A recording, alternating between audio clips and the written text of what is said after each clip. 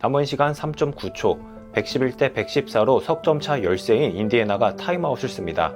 3점 슛이 필요했던 순간에 리 칼라일 감독은 비장의 무기를 꺼내듭니다. 4 버티컬, 무언가 농구가 아닌 미식축구인 풋볼이 떠오르는 공격 세팅이었고 이 작전은 완벽하게 성공합니다. 여기에 상대의 파울까지 이끌어내며 4점 플레이로 승리를 챙깁니다. 이 장면은 우리에게 익숙합니다.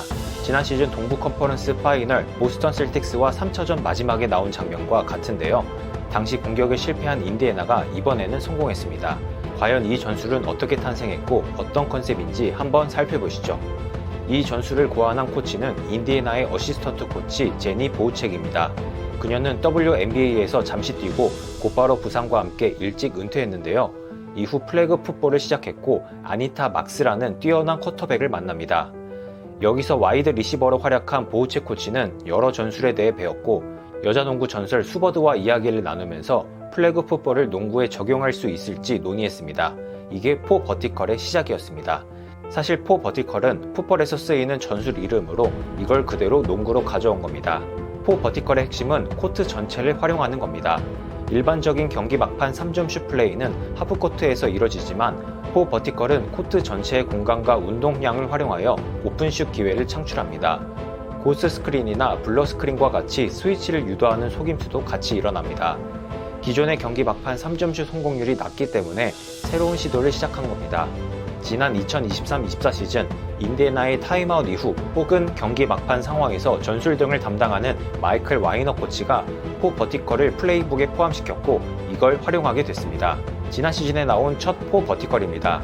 파스칼 시아캄이 인디애나에 합류한 첫 경기였는데요. 아직 4 버티컬을 정확히 이해하지 못한 선수들이 우왕좌왕하는 모습입니다. 코트 안에 있는 4명이 같이 움직여야 하는데 마일스 터너 먼저 골밑으로 들어갔고 이후 X자로 버디 힐드와 타이리스 할리버튼이 움직였지만 슛이 걸리고 맙니다. 이후 정규 시즌에서 한두 차례 실전에서 써먹은 이후 플레이오프가 됩니다. 보스턴을 상대로 111대 114, 석점차 뒤처진 상황에서 마지막 공격에 나섭니다. 이번에는 제대로 움직입니다. 여기서 덕 맥더머시 제일런 브라운을 가로막으면서 제일런 브라운이 에런 니스미스를 쫓아가지 못했고 마일스 터너를 막는 주루 할러데이까지 외곽으로 나와 수비합니다. 반대편 45도는 덕 맥더머시 오픈입니다. 세팅은 완벽했으나 결국에는 실패했습니다. 그리고 오늘 나온 장면입니다. 타이리스 할리버튼을 위한 세팅입니다.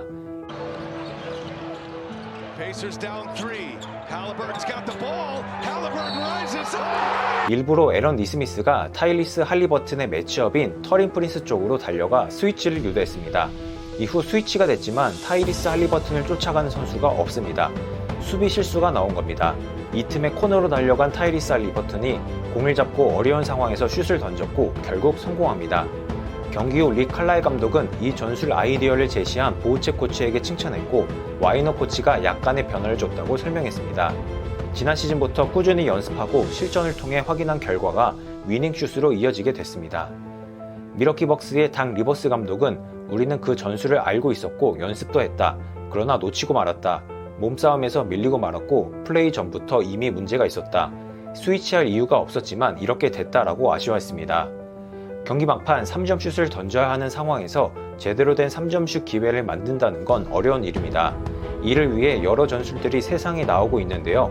4 버티컬은 인디애나를 넘어 이제 앞으로 NBA에서 유행할 흥미로운 공격 전술이 될 것으로 보입니다.